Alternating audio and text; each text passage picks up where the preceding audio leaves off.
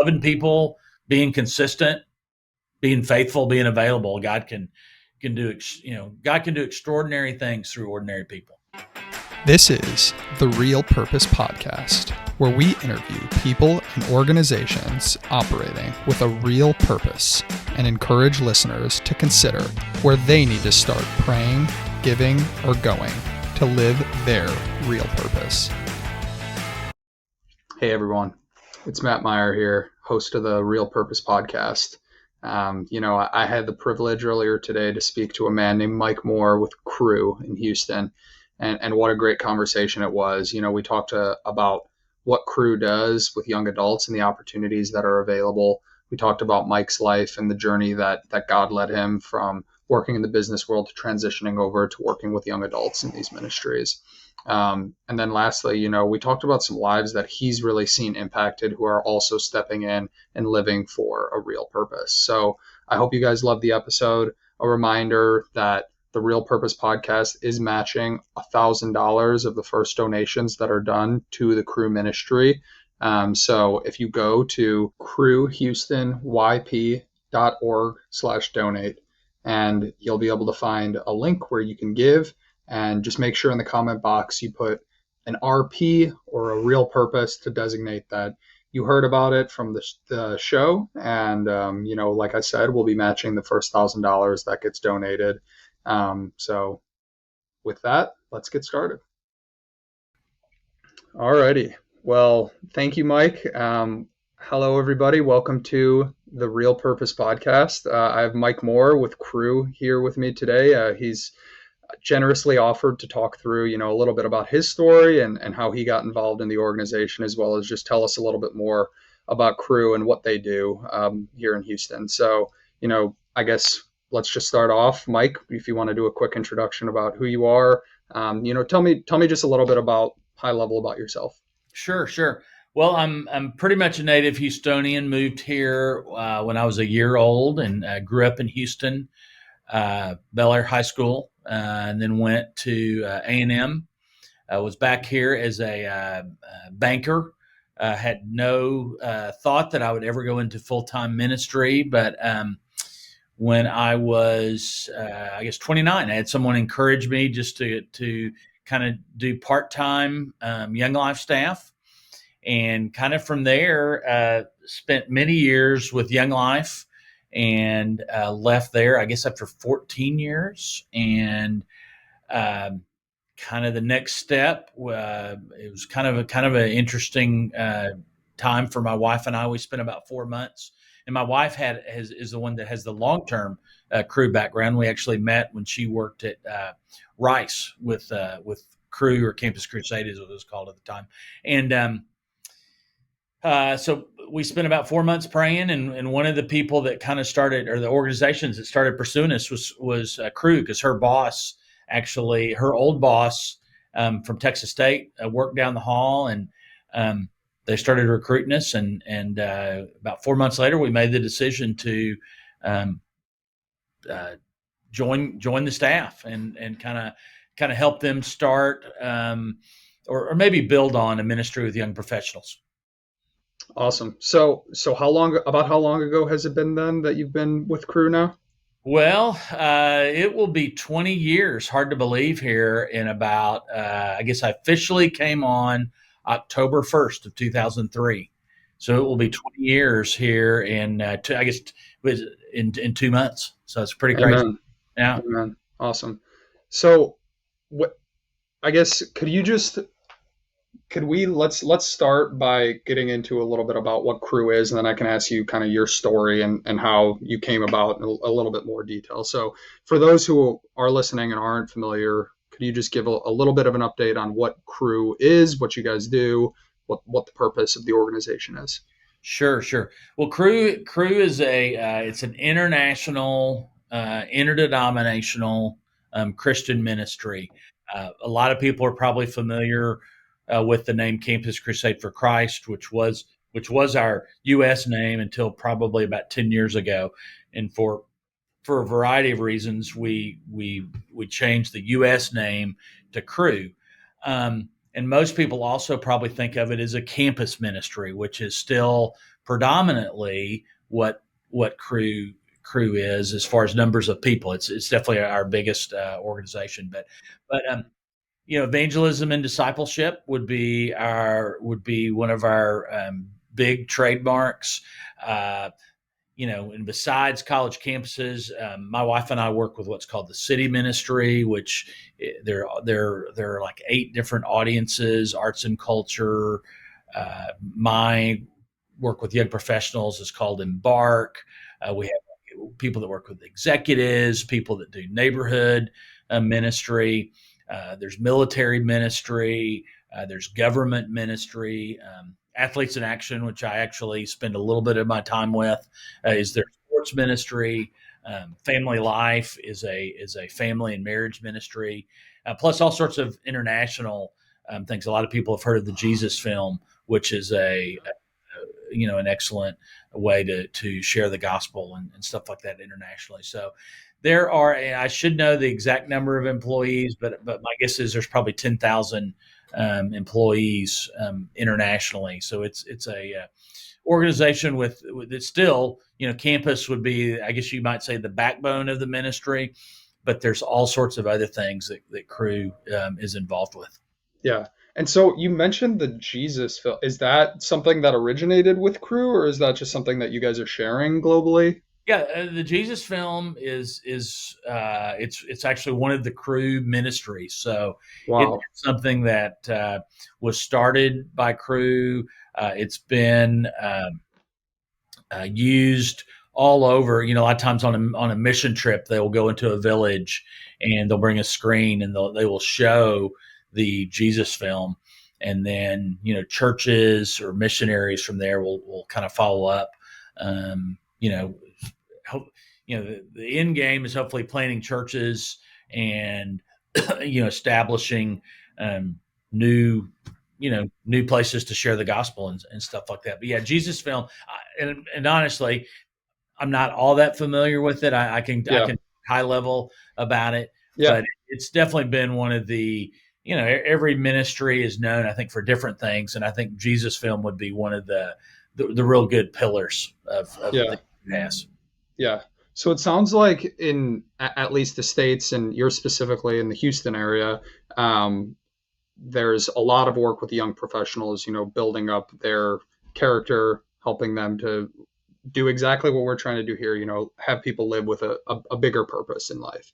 So is that this is that the same? I'm just trying to paint this picture. So the global piece, is it also you're ministering to young professionals here? Are there relationships with churches, or what does that look like compared to what's done, kind of what most people are familiar with in the States? Oh, I mean, it's all over the map. You have under the city umbrella of stateside of U.S. Cru is something called church movements, and one of their main goals is just working with churches to help them in the areas of evangelism and discipleship. And we definitely see we it sometimes happens mistakenly, but we don't ever want to be seen as the substitute for the church. We're definitely under.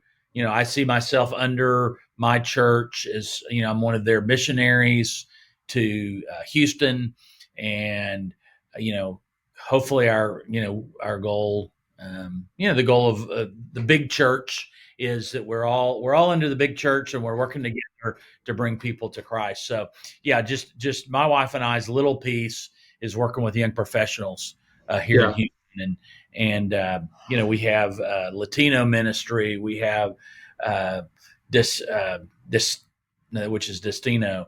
We have Epic, which works with Asian. There's Yeah. also different. There's Impact, which is an African American ministry, and I'm probably missing. I know I'm missing some, but there's just a lot of different ways. Um, one a strategy that works in Houston with young professionals might be a total failure in New York City, and vice versa. You just have um, different lifestyles, different hours, different cultures in different cities, all sorts of things like that. So if I was a member of, one of these communities that you're mentioning, what would it look like if like my participation? Could you maybe just kind of give that Or a little you mean detail on with, that? if you were involved with what If my you're wife. involved in the Asian ministry, like what does that look like? How do people connect? I mean, is it just a group that gets together on some type of like regular basis? Are there activities that they're doing? Just Sure, trying to sure. understand a little bit more how that I can looks. give you those are mainly campus based Okay. ministries. I can give you, I've got a general idea. They're probably going to have some sort of weekly meeting where they, like a larger group, we'll just say we're here in Houston, maybe out at the University of Houston, maybe it's 50 students. I'm just conjecturing here.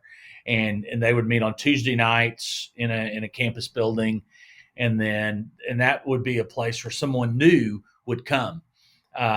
Then during the week, they might have a couple of Bible studies, a couple of small groups Awesome. that would meet at different times that are kind of more, smaller groups, probably a max of 10 people, something like that, where not only they can build community and build relationships, but you can also have a deeper spiritual conversation than a bit large group meeting. There's probably a Right. community aspect to it. There's probably a teaching aspect, and then maybe college kids, maybe you eat pizza beforehand, because pizza Yeah. is always a good really with any age. Pizza Yeah. is a good way of grabbing people. Yeah, I think that's so awesome, and it's just great, especially at that age. People are often moving to new cities. It's such an easy way for people to get plugged into a community, and I mean, make friends. But I mean, it sounds like really just all rooted in God's word. That's the core here. So it's like you're finding good friends, but you're also finding a community in Christ, and so. Um, it's just to me, it's such an awesome ministry, and I think it's so great that you and your wife are so passionate about it. So I did want to ask, if I'm a new young professional and I'm maybe like there's something going on one of the campuses in Houston, but I don't go to school there. Am I still able to participate? Yeah. Okay. So clarifying. So my wife and I work with post college. Okay. There's a whole different group here in Houston that works with students at Rice, Okay. U of H. So you would come into our uh, ballpark, we'll just say, if you might move, like just in the last couple of weeks, because it's the summer and people are moving here. um, we've had several folks that have gone to our website, and we'll get an email. Hi, I'm Matt, just moved here from Kansas City. I'm going to be working at Shell. I'd like to get involved, Yeah. and we follow up with them. um, and we do our best to kind of say, well, we've got this option and this option. Sometimes we might have something near their workplace. It's during the day. Sometimes not. Just depends on where they work. We do have a nighttime meeting that they can plug into, and then we'll have different service ministry options that they can plug into. And so you can kind of will offer to have people maybe meet with them if they're new to the city, so that when they show up at a meeting, they won't be a total stranger and stuff Yeah. like that. Because I mean, um, we're a transient society. Every year I'll get several emails or phone calls from somebody. Hey, I'm brand new here. I don't know a soul. Um, how can I meet people and Yeah. stuff? And so some of those Yeah. folks are involved with Cru for a long time. Some of them are maybe 6 months to a year, and then they find a local church body, and that's where the most of their time is spent. Yeah. Yeah. Yeah. Definitely, community is definitely I think one of our strengths. Yeah. So it sounds like there's a pretty structured framework to bring people in and make them feel comfortable. Is this only staff who would be able to do this, or is this like are there volunteer opportunities where if I'm a member of that group, I can say I would like to be a greeter and introduce new professionals to our group. Sure, yeah, we have we're all about volunteers. There's another couple that are friends of Jenny's and mine, that a couple of years ago they were at a spot where they were looking for something new, and they have been huge in helping us getting, that we meet twice a month, and one of the meetings is at their house, and they've gotten to know some of the young professionals. Uh, they're empty nesters like my wife and I, so they're Yeah. it's kind of way. And then just within our group, we have people that been involved for a while, and so when there's somebody just this week, a couple of new people, I'll text. I might text like you and David Weaver, a common friend of ours, and say, hey, there's this new guy that's working at, he's a lawyer downtown. Can you guys figure out a time to meet up with him? And just so like, once again, when they come into our meeting or when they show up at a service project, their first thing, they'll already know somebody. That doesn't always happen. Some people are fine coming to something by themselves, but any, I don't like. I'm even. I think I refer to myself as an ambivert. I don't know if you ever heard of that. Not an extrovert, not an introvert. For my job, I have to be extroverted, but I don't always. I don't like going to new things, and so I understand Yeah. that it can be daunting. And so anything we can do to lower that bar, I think is awesome. Yeah. Yeah. Makes it Great. makes it easier for people to stay involved. Of course, of course. So it sounds like, as far as volunteering goes, age, it doesn't matter. Is there an age kind of range where you, specifically the group that you work with, that you're looking for? Is it just anyone post college, or um, just for anyone who's looking to get involved? Sure. I mean, we would say 22 to 40 is kind of Okay. our range. We do have folks that are over 40 that are still Yeah. involved in some ways. Typically, it's somebody that's been involved for a while and it's Yeah. got some already got relational capital built up. Yeah. Somebody calls me and they're 38 and they want to get involved right then. Um, uh, we have a few things that they can get involved in, but as far as the the main part of the ministry. We're shooting for people in their 20s and early 30s Yeah. as far as people on the entry point, if that makes sense. Yeah. We also have a whole nother marriage ministry that we're involved with that's kind of part of the embark, and people are a little bit older that are involved in that. Yeah. Yeah. Awesome. Great. Well, I think you've answered a lot of questions here. It sounds like, Cru in general has so many different opportunities. It seems like no matter where you are, what stage of life, you can get involved. Also, just wherever you are on the earth, that Yeah. you're global, you're all over the place. And so, I mean, this is such a far-reaching ministry, and it's just so nice to see. I know just personally, you mentioned David Weaver. There's people in my life that I know have been transformed by the organization. So I just think it's so powerful what you guys are doing. So, with that being said, I kind of wanted to transition over to. Can I jump in just real quick? Yeah. Probably something I should have said was when people kind of move out of our, or they may even be in our age range, there may be somebody that's 33 and they already have 3 kids. So they're not going to be out doing stuff at night. And so Yeah. we do have some workplace studies that they maybe can plug into, but there's other things that are during the workday that might be in downtown or in the woodlands parts of Houston that will fit them better, that aren't Yeah. exactly, because they also, not totally, but they may not be able to do a nighttime service project, though sometimes there are exceptions and stuff. So there's definitely different, even though they might be in the 22 to 40 age bracket, uh, there's going to be other areas of ministry that they kind of fit more naturally with, if that makes sense. Yeah. Yeah. Definitely. No, that's really good context to have. So I mean, like I was saying, this, it's clear, Cru has is really operating with a purpose, and that's why we brought you on here. But also, I want to understand a little bit more about you. I think just your story is something that's really interesting. You touched on it briefly, but if you could just, kind of give me a little bit more detail about, you mentioned you started off, I think you said, as a banker, and then all of a sudden at 29, you decided you're going to kind of go into more of the ministry realm. Could you kind of walk me through that journey, and how God kind of led you through that time in a little bit more detail? Sure, sure. I don't know how much detail you want, but I'll give you a little more of a deep dive.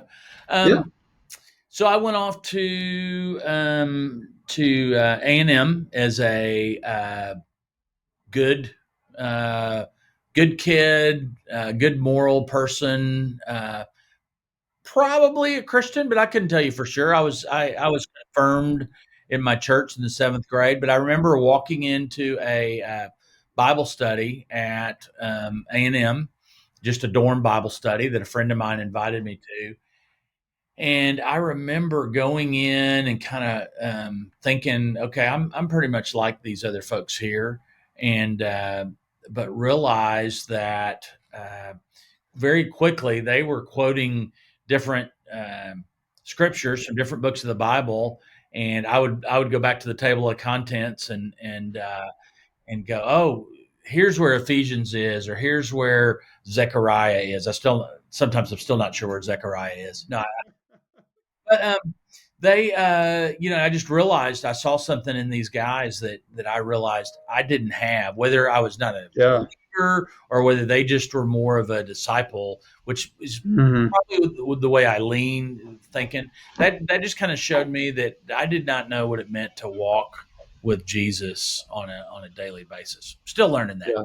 definitely. Yeah. But that kind of started me on a journey, and got involved with Young Life there. I'd been involved a little bit with Young Life my senior year of high school, and I became that was the kind of the main ministry that I participated in college. And um, like a lot of 22-year-olds, I didn't know what I wanted to do, didn't know what I wanted to major in.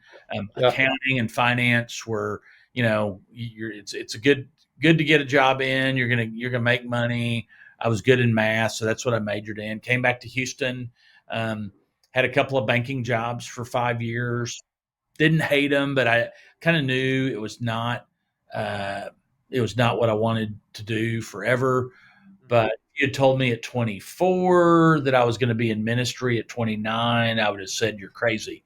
Um, but so anyway, kind of a situation happened where I got to take on a little bit more leadership, just as a volunteer with Young Life, and I went back to um, kind of career wise. I decided to get my MBA, but I still wanted to stay involved with Young Life. And so an opportunity presented that I could go on part time Young Life staff, get to raise all my own salary, $700 a month.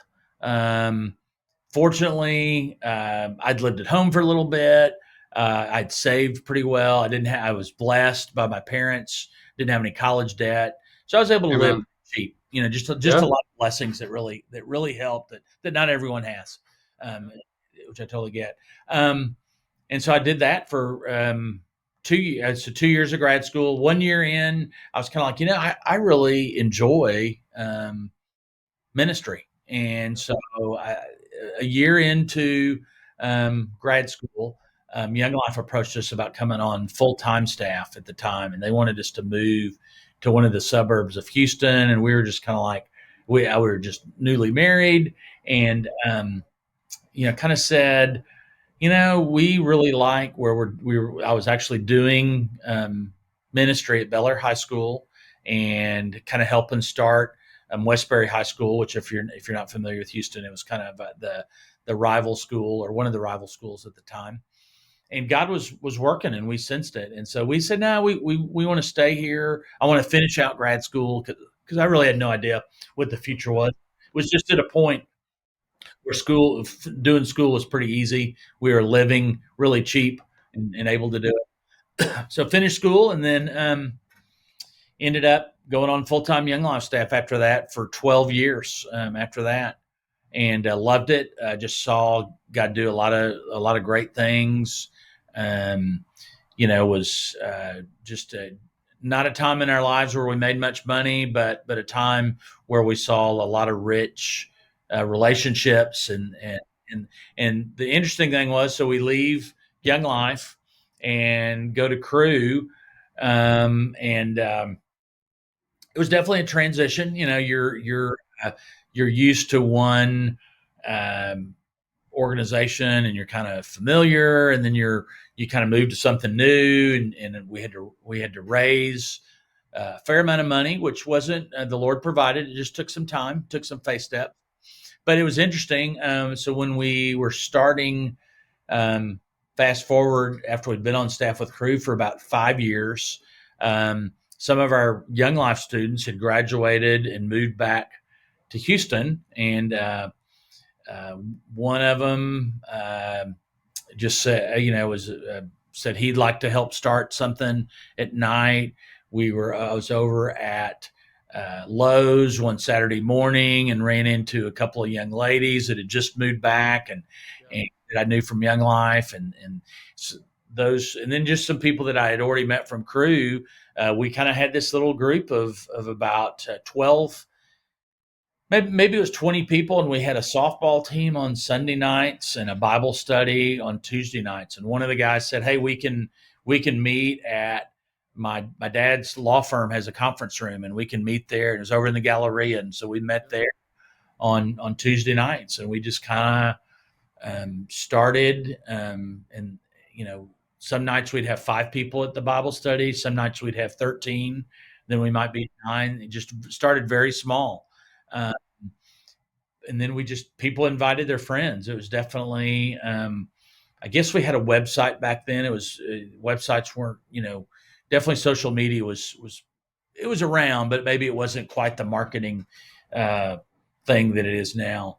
And yeah, we did some happy hours where we'd say, hey, let's invite some people. And we were amazed when 25 people would show up. And it definitely was a grassroots sort of thing. And yeah, and then we really it really before COVID, I would say from 2011 to 17 or 18, it was really really big. We still are blessed with a good organization, but definitely, like a lot of things, COVID is definitely Yeah. chewed into it a little bit, and I think Yeah. we're definitely a lot of momentum. Momentum's not the same. We'll just say that. Right. Right. I mean, I want to go back. I mean, you hit a lot there, and it's an awesome story to hear about, how kind of God changed your perspective and your plan for your life. Like you said, when you were 24, if someone said you were going to do full-time ministry, you'd say that they were crazy. And then, I mean, flash Correct. forward all these years, and I mean, you've had such an impact on the community. You've seen so many young professionals, college age students, so many people that you've been able to touch, and lives that have changed. And so I just think, like I said, the reason that we have this podcast is to represent, people and organizations that are living for a real purpose. And I just think it's such a testament to someone who says, we're gonna I'm going to listen to what God has to say. I'm going to follow through. And like you said, maybe it wasn't the most lucrative job. You said maybe you weren't making a ton back when you had first transitioned into Young Life and such, but you were doing what you felt God was calling you to do. And now there's ministries all over Houston that you touched on that at the beginning of this conversation, that people get to come together, they get to be rooted in God, and they get to have a lot of fun together. I mean, you mentioned, softball, hanging out in softball, doing happy hours. So, I mean, this is a way to really grow a community that's all grounded in that thing that's most important to them, which is their faith. But it's also about making friendships, and that's something that we need as community here. And so, I mean, I definitely want to commend you and your commitment to that. So thank Well, you. thanks. Yeah, we definitely have. I would say we stumbled into a lot of great things of just we maybe weren't looking to start a marrieds ministry, but that's another whole story of how that kind of came about. And just and we were kind of like, okay, this seems like what we're supposed to do. We certainly didn't have this on the Mm-hmm. strategic plan, but it makes sense. And we've had just some incredible stories within that of how God has worked. Kind of the same basic principles of building community, Mm-hmm. um, evangelism, discipleship, kind of a community where you can bring people to that maybe aren't ready for whatever reason to go to a church. So yeah, it truly there's a lot to be said about being it's kind of being faithful and available. Yeah. because I don't Yeah. consider myself to be this. Some people are these really dynamic speakers, or they have those traits to kind of attract people. I think just loving people, being consistent, being faithful, being available. God can do extraordinary things through ordinary people. Yeah, amen. And I think one thing before we move on to the next section is just, you know, you mentioned some things kind of, it was almost as if they fell into your lap. And I think we talk about this a lot, in church, and people mention, how Moses saw the burning bush and it was like, oh, the whole thing is so clear. And I feel like a lot of people have this tendency to believe like, that's what God, in order to live a purposeful life, like I need God to paint this beautiful picture of what my life is supposed to be. And I mean, just your example is, I think, such a good way to show, it doesn't need to be that burning bush. You're faithful, you're committed, and then things start happening. And as you walk along that path, new ministries come up. There's this like marriage ministry that you Right. mentioned, and so I just think like that's a good reminder for the listeners out there that there's nothing necessarily special about people who have an impact like you've had. I mean, it's you have God's Holy Spirit inside of you that's leading you along the way. And there were some turns that he told you to go to and you did, but it wasn't necessarily this one big, shining moment that changed your life completely. So, Exactly. yeah, Yeah. It typically was encouragement from the outside of somebody saying, "Hey, let's try this." And I just said, or my wife and I would say, "Okay, we'll try it." And did yeah, everything work? Absolutely not. But enough things did that just kind of blew. We were blown away so many times, and have been, just by yeah, what the Lord has done. yeah. Awesome. Alrighty, so we'll move into the next section, which is one of my favorites, which is the topic of the day. So the topic of the day today is going to be changed lives. You had mentioned, as you've been working through these organizations, you've come across some individuals who kind of did have maybe potentially that burning bush moment or something that really changed, their perspective on what they want to do and where they want to spend their time. So I'd love to hear a little bit more about some of the stories of things that you've witnessed throughout your time there and the lives that have been Sure, changed. there's a lot of different stories that I can tell. I've jotted down four. I hope that's not Yeah. too many. No, Yeah, you let's hear asked me them. for one, and I said it's hard to pick just one, but I'll tell them more briefer maybe than I would tell them. Uh, the first one, we had a young lady that moved to Houston in maybe 2012, and she told us she was only going to be here a year. She did not want to move to Houston. She was going to she'd come here. She wasn't planning on getting involved in much. Um, but we got our first mission trip that we took was in 2013, and she went on it. I guess a year later after she had graduated, or maybe 2 years after she'd been here. Um, and that I think that mission trip really changed her. It was to Haiti, and after that, she led. I think I'm going to get this number right. I think she led four mission trips after that to Haiti, to an orphanage there.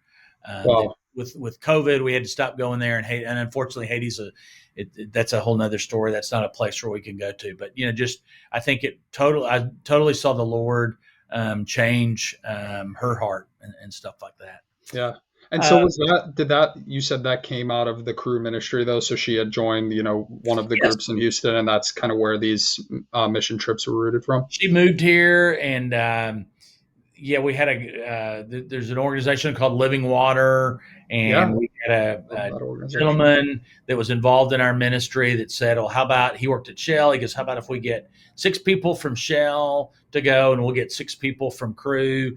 And Yeah. long story short, we ended up getting 12 people from Cru. We didn't need any Shell people, and So awesome. ended up we've taken 20 living water trips through the years. We haven't done one in a while. Wow. Things kind of change. But Living Water is a great organization. But Yeah. um, so yeah, so she went on that to Haiti, and then from that, she had a real heart for orphans, and so kind of got paired up with this orphanage. And like I said, at least four, maybe five. I think it's four trips that they took to Haiti. The second quick story, just I think people are changed when you ask them to do things they've never done before. And but the funny part about this story is I asked a young man to lead a Bible study. Um, he was in a part of downtown, and he's a little bit older. He was early 30s at the time, and there were a bunch of young guys right out of school that were working in kind of the same close vicinity of downtown, and they were wanting to do a Bible study, and I asked him if he would consider leading it. We had lunch in December, and then we got together again in January, and he must have forgotten that I'd asked him to lead because he kind of very nervously called and goes, "Did you really mean for you were thinking I would lead this Bible study?" And I said, "Yes," thinking he'd led one before, and he had never led a Bible study before. But long story short, that study probably met for about 5 years at least, maybe longer, and just so much fruit that came out of that study. But it also changed him as he is now leading all sorts of things in his church, and just it was amazing when he told me he had never led a Bible study before because I just Yeah. the assumptions we make sometimes about people. Um, Yeah. So it took a step of faith, and now you said he's leading all over his church, and yeah, probably it's like second nature to him. right, So exactly, it's exactly, and he's awesome. really good at it. Is the funny thing to think that no one had asked him to, or maybe he just hadn't said yes before. I don't know. I've never asked him. Um, we have a different. We actually have a nonprofit that was started by a young lady that was involved with Cru. Her mother passed away right after she graduated from college and moved back here. Um, and she'd gotten married. They'd had each of the she and her husband each had their own places that they had now bought their own house, and so they were trying to figure out what to do with her childhood townhouse. And she had long had a idea about using it to house cancer patients traveling here to Houston, but she was kind of not sure what to do with that because she has a full-time job, a child, etc. But she kind of she shared that with my wife. Actually, we were out with them at a baseball game, and I think just kind of like with me going into full-time ministry, you just need sometimes we just need people to kind of encourage you and say, "Hey, you can do this. We'll help you." And so that's what we did with she and her husband, and it's now a ministry that has 10 10 houses that offer places to stay for people traveling to Houston for cancer treatment. Um, we've also had kind of another step of faith. We've had a huge partnership with a homeless ministry downtown, or it's just outside of downtown. And we once a month, pretty much for about the last 15 years, we've volunteered there, and it's been a great spot for people to kind of take ownership and step out in faith. A lot of times it's been people that if you had told me that Bill or Sally or John, not their real names, would have just this huge heart. I don't want people listening to this to think, oh, Yeah. is it Bill Johnson? No, it's not Bill Johnson. Uh, but just people that really, it's been amazing just to see the Lord kind of change their heart. You kind of get them to come out, and we do a little worship service, and it's not a little worship service, it's a good worship service, just shorter. And then we serve them a meal, and we've had people that just love that ministry that I think have been really stretched. They've been used by the Lord. Their lives have been changed, and so I think it's just neat to look back over the years and just see. Those are just four short Yeah. stories of people that have been changed. Uh, they're whether it's most of the time we've had a couple of people that have left their uh, I say we're all in full time ministry, but said they've left their jobs in corporate America to do Yeah. something with their church. We have folks go into church ministry. We've had people go to work with other Christian nonprofits, etc. Yeah. Just things like that.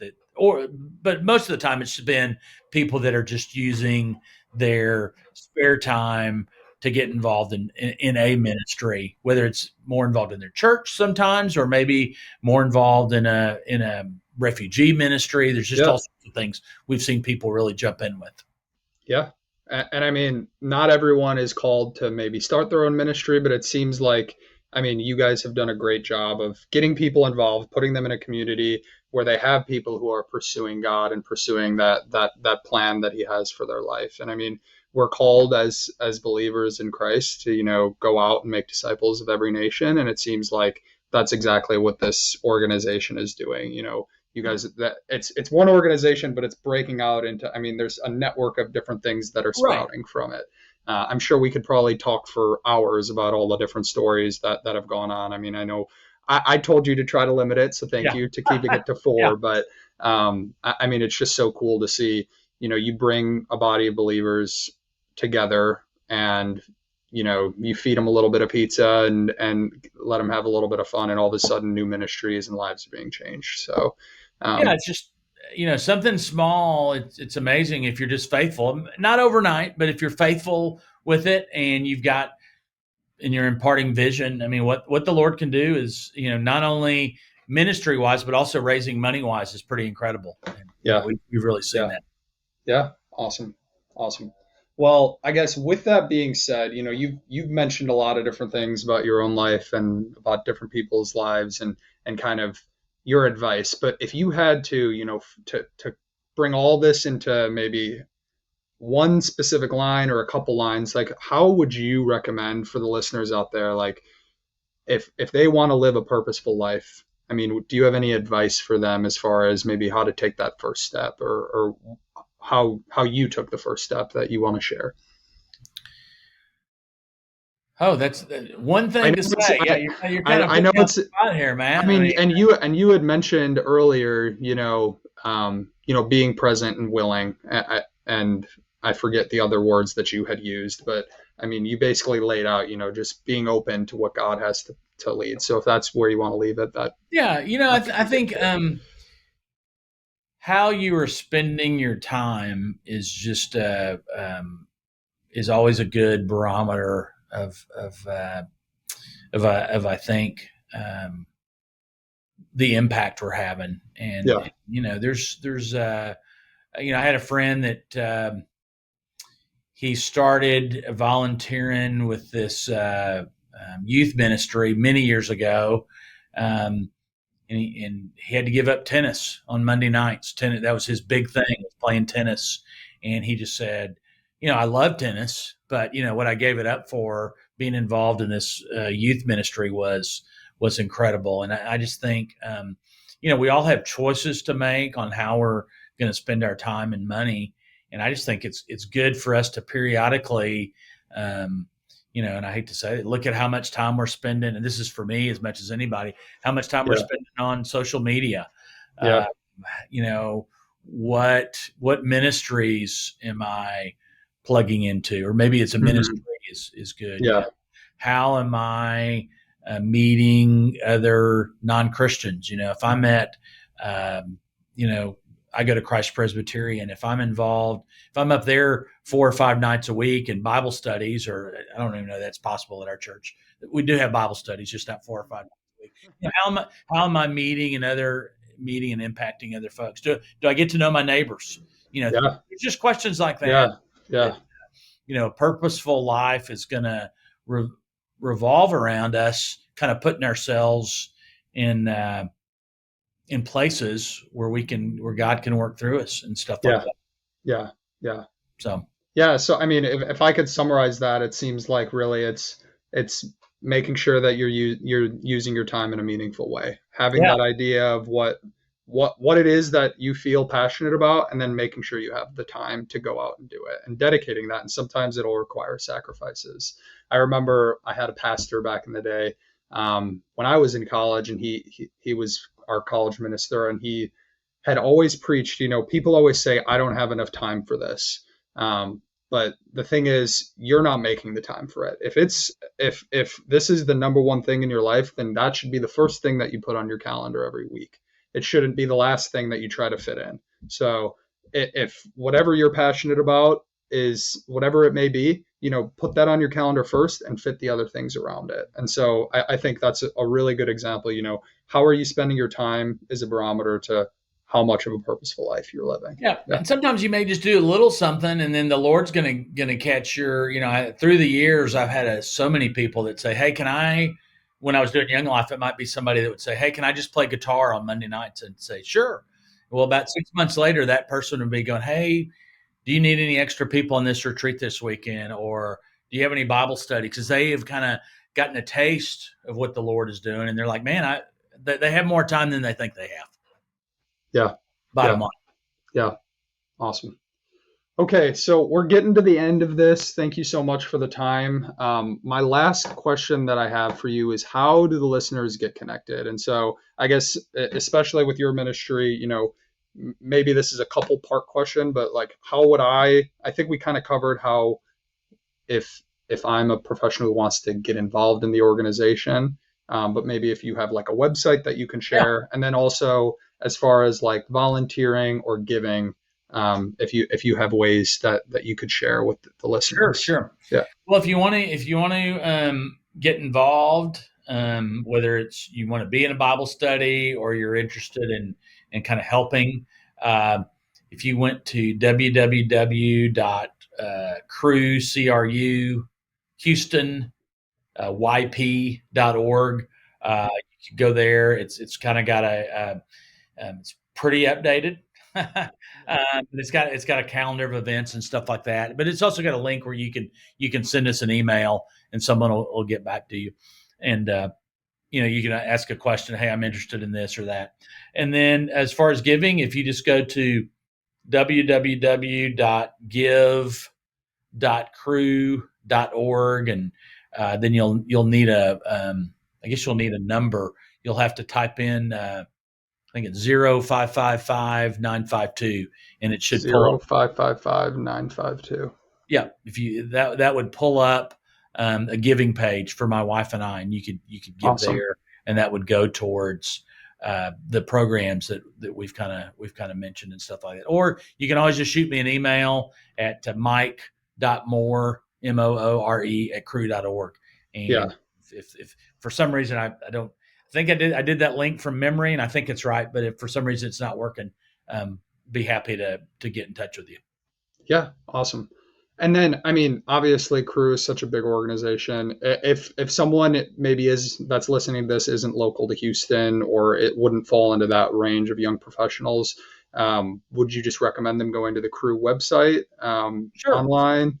Yeah, they could go to just cru.org, and you kind of have to navigate through the it'll probably say city, and then it'll have a list of cities where people are involved, or they can just feel free. They can shoot me an email at mike.moore@cru.org, and I'm happy to, because I know not people in every city, but I know people in lots of cities. And some cities we have young professionals ministry, some we don't.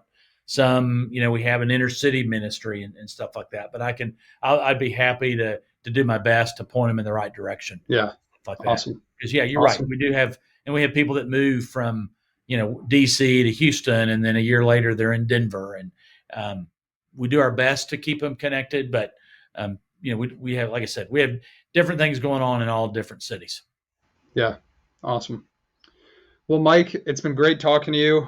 Just a reminder for the listeners, as part of this ministry, the Real Purpose podcast, we do match donations up to the first $1,000. So if you are going to give to Mike's ministry, thank you so much. Definitely make sure there's a little comment box you can put in either RP for Real Purpose or just Real Purpose, something to identify that it came from here. And like I said, that first $1,000 that comes in from the listeners here is going to get matched completely through the podcast.